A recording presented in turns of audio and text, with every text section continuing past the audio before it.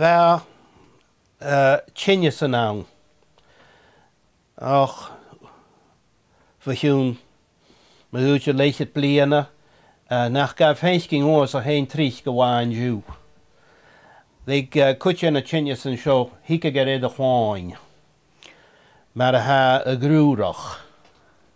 So a dé sin... Ja, min da grúrach.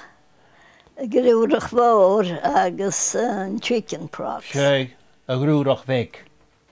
Ní sin a herig sib. Sé. Grúrach fór agus a grúrach veic. Ja. Ngúisiú riamh a bhrech fór agus a bhrech veic.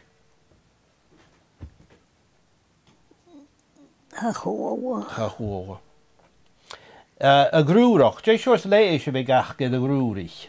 Vi gat fiachen dit ar starst rutsen bi I gal. Ja.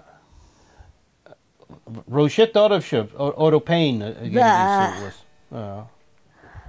Agus, cemar a thuair sib seachat a grúrich? Wel, der gá stef vigin te an njún tjeannig.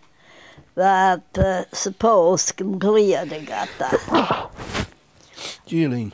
Agus bhadat ma hechgain. Aha, there.